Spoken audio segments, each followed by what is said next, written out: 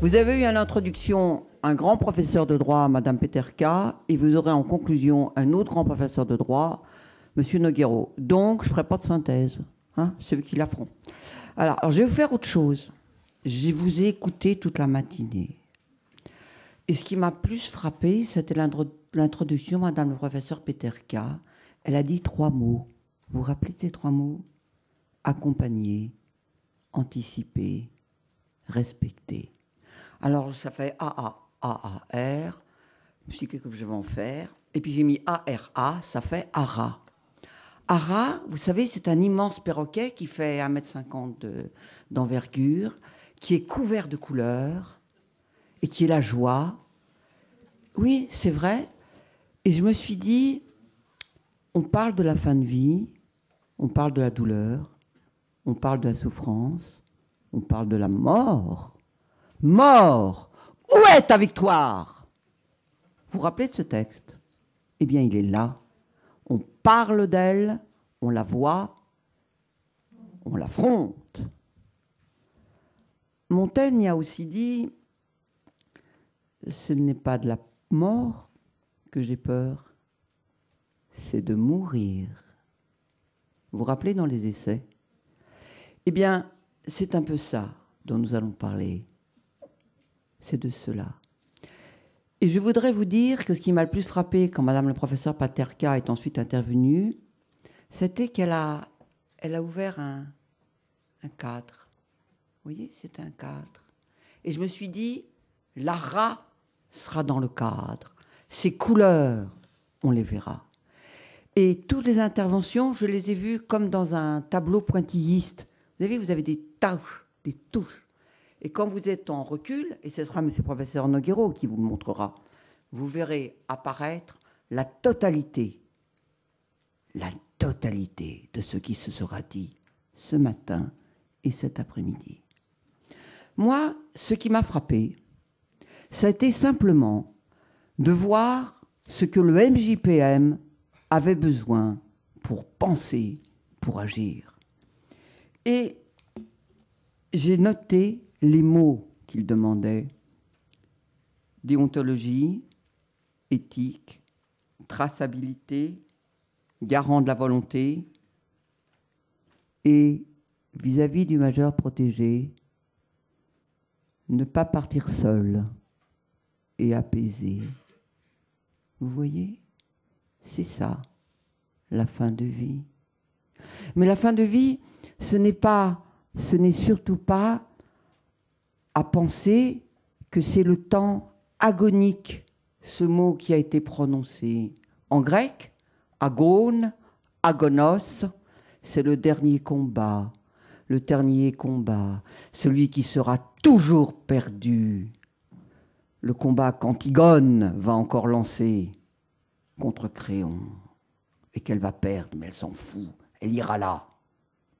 Et vous, votre mission, qui est la plus belle, à mon avis, c'est d'aider à que celui qui va mourir, comme nous allons tous mourir, il meurt en paix. En paix. Et c'est votre éthique. J'ai vu cette première partie divisée en 2 parties. La première partie qui est la partie, si vous voulez, des principes généraux du droit, et puis la deuxième partie qui va être son applicabilité. Dans les principes généraux du droit, les mots qui ont été importants, qu'il faut simplement recueillir, retenir, ne pas oublier, conserver en mémoire. Personne de confiance, mandat de protection future, directive anticipée, le consentement, l'acte personnel. Ça, c'est important. La dignité, la qualité de vie. Et puis, il y a aussi autre chose qui vous a tellement frappé, la gestion d'affaires, qui sont des intérêts patrimoniaux, extra-patrimoniaux. Des mots terribles ont été prononcés concernant votre action. L'opposabilité des droits des héritiers, la responsabilité de l'État, et la tutelle de fait qui doit être condamnée. Et puis, dans le cadre de votre déontologie, ce qui est peut-être le plus beau, rendre service à autrui, l'utilité de votre mission, l'altruisme. Vous voyez tous ces mots, ce ne sont pas des mots simples. Regardez-les sur le tableau. Ils éclairent, ils illuminent, ils transcendent. Ils transcendent votre métier. Ils lui donnent une dimension extraordinaire, exceptionnelle. L'aviez-vous mesuré? L'avez-vous entendu ainsi quand vous avez embrassé cette action qui est presque pour certains d'entre vous un sacerdoce? L'avez-vous vu? Eh bien ici, on vous le montre. Et ça, on le doit à la curatelle et je crois qu'il faut remercier M. Chemonou. On terminera sur la gestion d'affaires avec des actes, les actes conservatoires et d'administration. Vous avez tous en mémoire la pensée, vous avez tous le décret de 2008 en la tête. Eh bien là, on vous dit attention, restez-y. N'allez pas dans les actes de disposition, ils peuvent être dangereux. On vous prévient, on vous le dit. Ça, c'était toute la théorie générale du droit. Et puis vous avez ensuite son applicabilité. Alors là, quel témoignage! Avons-nous la main dans le cambouis et allons-nous mettre du noir, puisque nous sommes dans les obsèques, dans les funérailles, ou allons-nous encore mettre de la lumière, de la clarté, de l'éclairage? Allons-nous voir les soleils de Van Gogh? Eh bien oui, nous allons les voir encore et toujours. Et pourquoi? Parce que ceux qui sont